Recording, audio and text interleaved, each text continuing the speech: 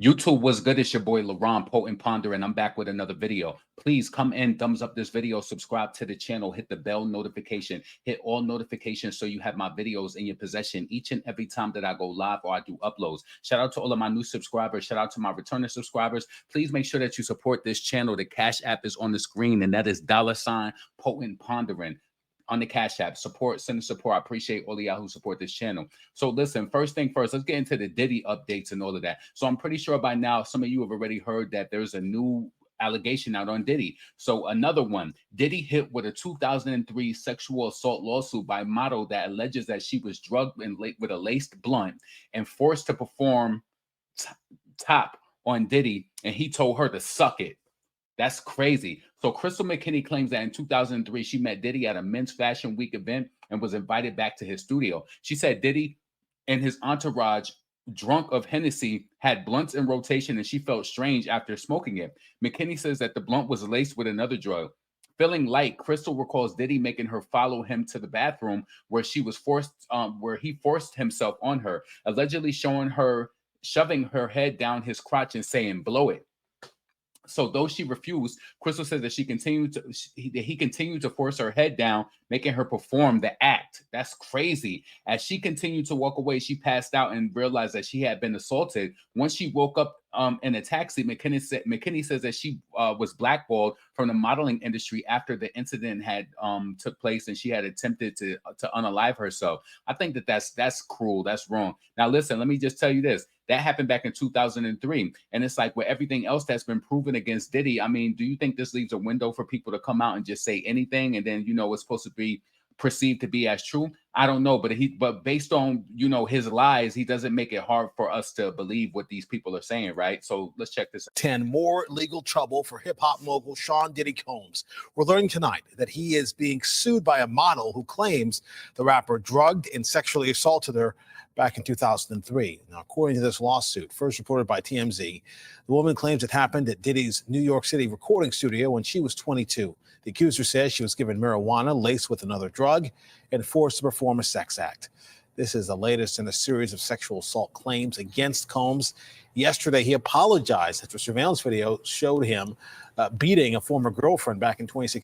Yep. So that was that whole ordeal with Cassie. And then we turn around and look today. Now, Young Miami, she finally hit unfollow on Diddy. Now, all of a sudden, what I'm saying, you don't need to forgive Young Miami, but what do you think about her suddenly unfollowing Diddy after everything that rolled out? Do you think it was the Cassie video, the final blow, where she's just like, I'm going to separate myself? I don't know. But listen. Homie, look, what you're selling, I ain't buying. With do them done, tell them I ain't crying. Listen. Another thing that I wanted to share with y'all before we move on is, did y'all see this video of Camron on CNN? Now, listen, I just want to say this before I play it. Camron is from New York, right? And to me, when you get into a situation and somebody's asking you about something else, especially that he's not a friend of Diddy, I felt like Camron's commentary is just like, I'm not really getting involved with that as far as the way that he chose to commentate on it. So the woman, she was trying to pry and dig into things, and Camron was just keeping things general. So check this out. Thanks for being here. First, when you saw that video of Diddy, Cassie in that hotel, did you recognize that Sean Combs? What I want to say, first of all, when I seen the video, everything in the video is egregious. I'm against. I don't support all the charges that's alleged against him. I don't support any of that, trafficking minors, domestic violence. I'm totally against it. So when I seen the video, yeah, I was kind of upset with it. Being that I know him, he's not necessarily a friend, but yeah, I was upset when I seen it. But did you recognize everything him? I just said? Did you recognize that kind of anger at all from your experiences? I don't know like that. What did you mean? Do I be recognized? Did I recognize him? I seen him. What do you mean my experiences? I seen him and I thought it was disgusting. I didn't do a zoom in to see if it was really him or nothing, but I want you to notice his commentary. He's not involving himself. He's saying what he don't agree with and, everything like that. But he's not involving himself in personal opinion, because just in my opinion, when you're from the streets, it's a certain way that you're going to give it up. He acknowledged Cassie. He felt like he doesn't condone it. He felt like it was egregious, and he just didn't have anything further to say in regards to the character of Diddy or anything further. he admitted it was him. So yeah, it was him. What did you think about the apology that he gave in that other video? Ain't me for this. The apology ain't for me to decide. It's for Cassie. What I think about it don't matter. He ain't do nothing to me. Cassie need to ask Cassie if she accept the apology. I told you how I feel. I said what I said. I want to play a conversation that you had on your podcast back in September with Mace. Listen. Yeah. She digging. I don't understand this. It's like you're already saying that he's giving you pushback. Let's continue. When you had your record deal, why did you take me to Biggie Smalls and not Bad Boy? Man, it's almost gonna bring me to tears to say this. I just, being that I saw you as such a good friend, I wanted to put you with somebody I knew with. Thank you, man. I really appreciate that. A lot of people ask me that on Instagram, man. Don't have me just out here crying and shit, man. I don't want to get emotional in here, man. Instantly, I knew Biggie would do right by you.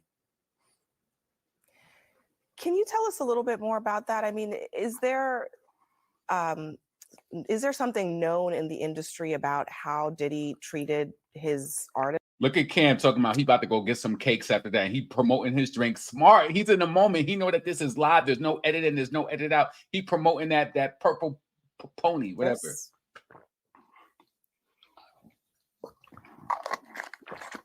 So I'm going to get some cheeks after this horsepower joint.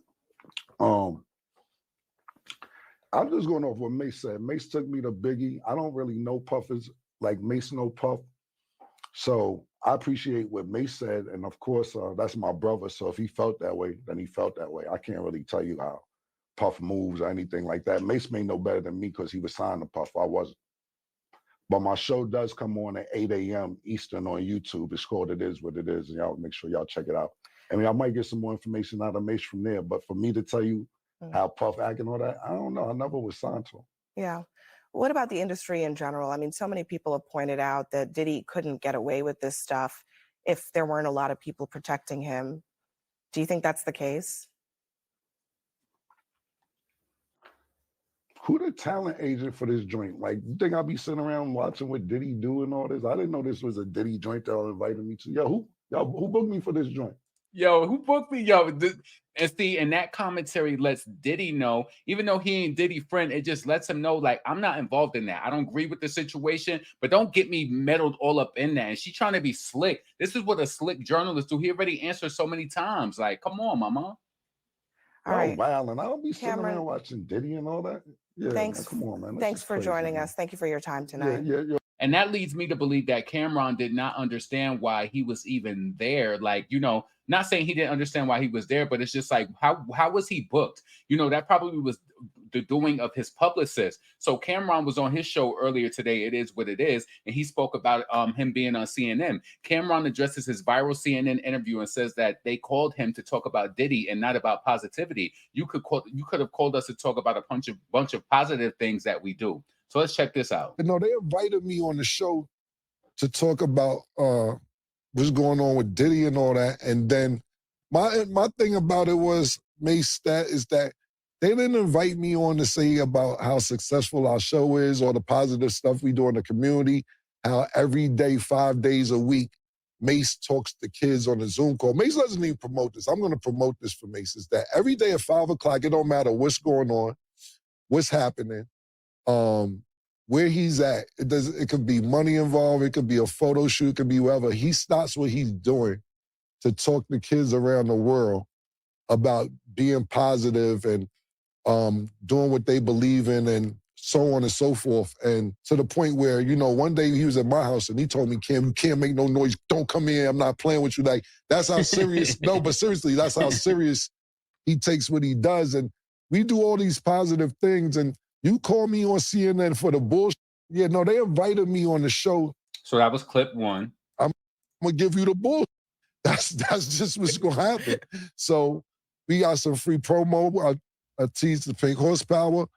They tried to bring up when Mace bought me the Biggie instead of Puff. And I said, yeah, if you've seen it, what you asking me about it for? Like, it was Blood clot. This is my Aquarius brother. Let me just give you my little Camron story. Back when MySpace came up back in the day, Camron had a page, like a personal page, right? And I had did a freestyle over some of his music, and he actually added that page because back then it was just easier for unknown artists to be like found. And he found my page, and he like complimented me on the inbox on the freestyle. So it's like I always messed with Cam before then, but that's my Aquarius brother. Like he's Aquarius just like me, February Aquarius, and that's just how I be on it too. Like if you know what you asking me for, like exclude Megan Thee Stallion from our little parameter and all of that. Like Aquarius is scariest and she's delirious. So let's go. Self-explanatory.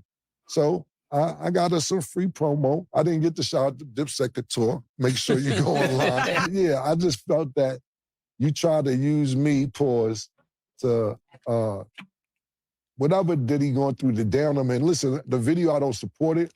I don't believe in domestic violence. I don't believe in anything that has to do with being a pedophile. I don't believe in sex trafficking.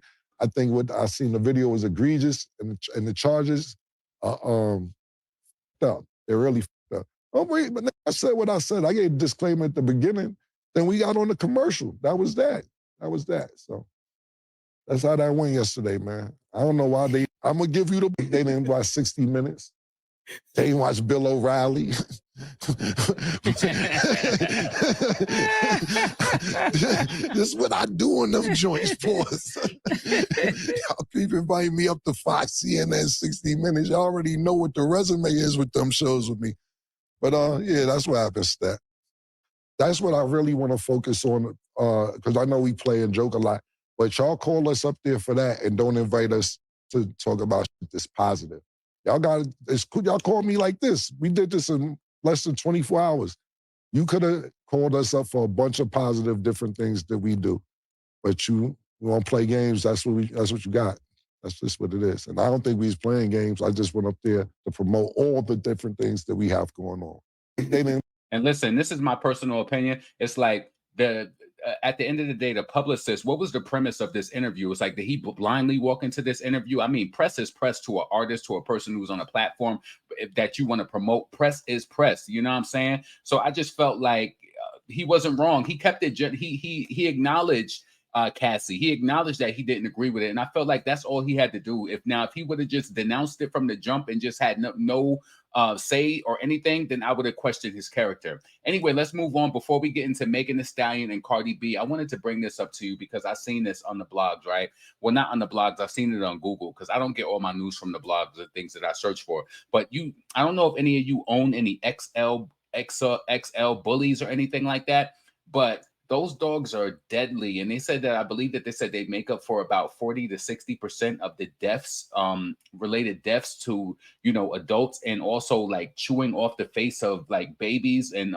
like young kids. So I read this story that came out of East London where this woman, she was mauled and attacked by 2 of her XL bullies. Like, I couldn't believe this. Could you imagine having 2 dogs? And it's like, wow. A woman in her 50s has died after she was attacked by her 2 registered XL bullies at her home in London. The woman was treated by paramedics at the home in Cornwall, close to Hornchurch, but she died at the scene in her home from her 2 dogs. The 2 dogs were seized by armed officers after being contained in a room. It is believed that it is believed to be the first fatal attack by XL bully dogs that were known to have been registered under the new laws. So a blue forensic tent was put up outside of the woman's home in a small residential street following the attack. That's so sad, man. This is why, honestly, I want a Cane Corso, but I'm worried about those big dogs. And they say that if the dogs are not neutered, they have a certain type of aggression, or if your dog is not socialized. It's a lot of things that go into that. A lot of people, they get these big dogs and they don't socialize them. They keep them, they work 9 to 5. Your dog is not like it's very important for your dog to be social outside and things like that. So the dog has a pleasant temperament.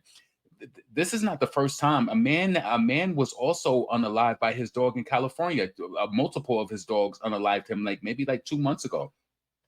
So officers and forensic teams can be seen removing items from the property. The family of the woman who was the owner of the dogs is being supported by the officers. Neighbors have described seeing the paramedics administer CPR to the victim in her front garden. Oh my God. You can't. That's why I don't care what none of y'all pit bull owners say. My dad had a pit bull back in the 90s. And one of the reasons why these dogs are so aggressive also is that the way that they're being bred. Those dogs are really popular, the XL bullies now, and they're breeding them at a mass amount. And it's just like the breeding of them, it's just all screwed up.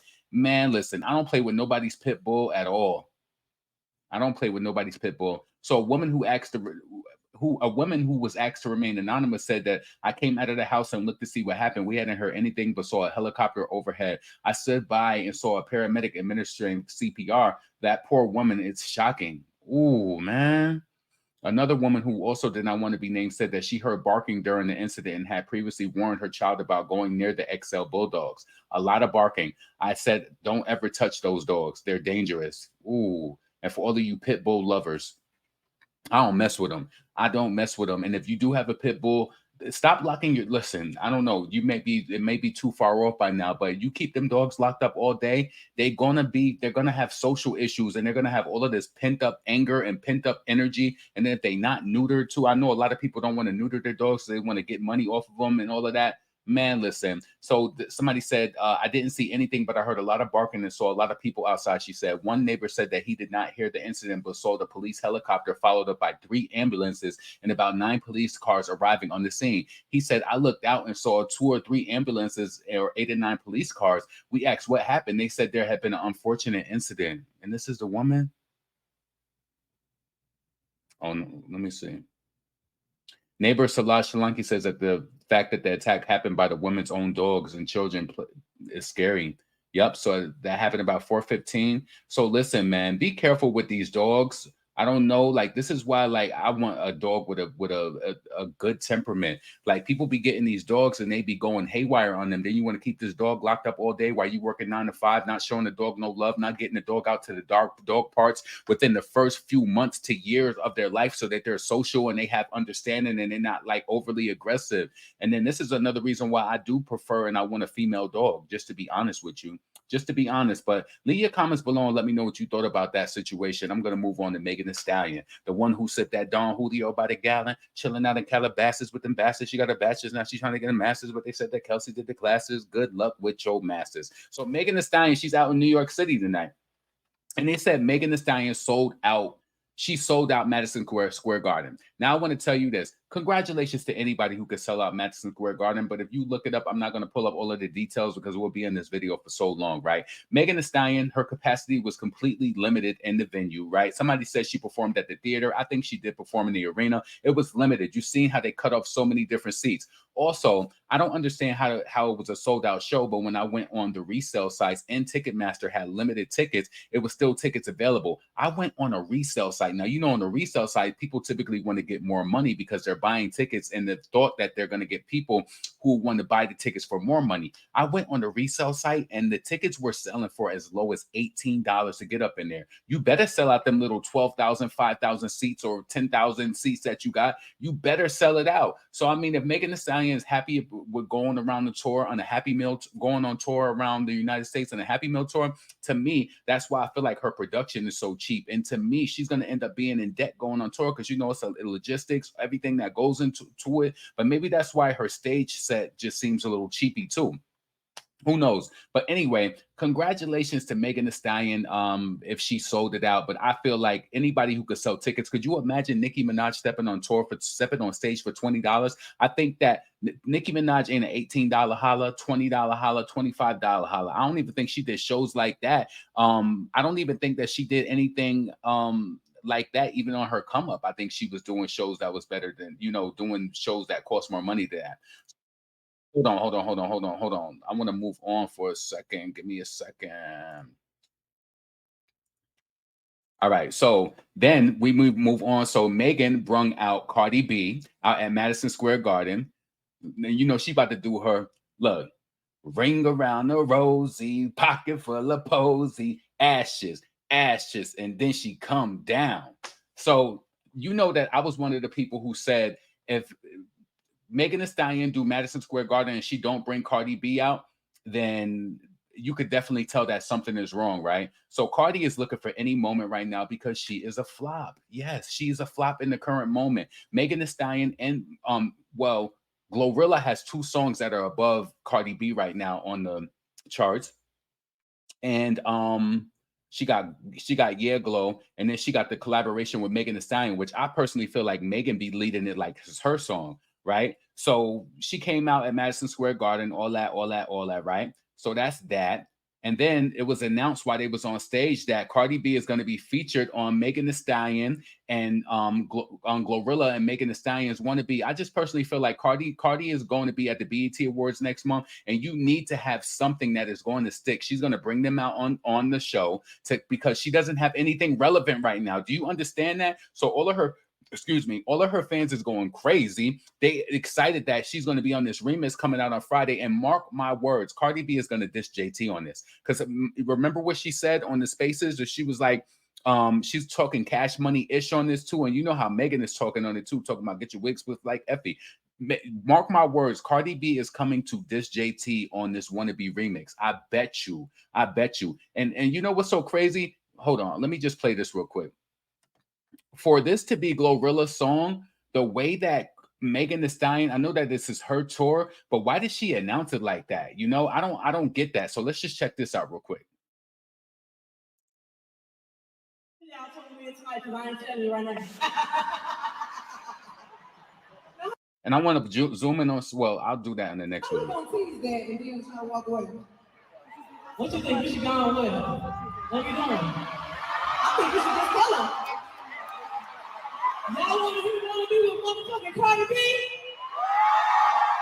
So she said, you want to hear Wannabe with Ma effing Cardi B?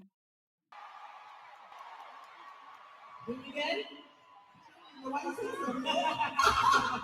So Megan couldn't wait to announce it. So I guess, you know, the remix is coming out Friday. You know, we just posted that clip right there, confirmed by chart data. So that's going to be the remix coming out on Friday. I personally think again that Cardi is using, she's using them because she don't have no right? So listen, hold on a second. This is a better clip. What you think we should go on with? What we doing? I think we should just tell them. Y'all want to with motherfucking Cardi B? Now pause right here. Hold on a second. People are saying that they feel as though that Cardi B is pregnant. I can't really. They're saying they feel Cardi is pregnant. I don't think she's pregnant. You know, maybe she's bloated or whatever. But if she's pregnant, you know that it will come out. But nonetheless, and lesser than none, I just personally feel like Cardi.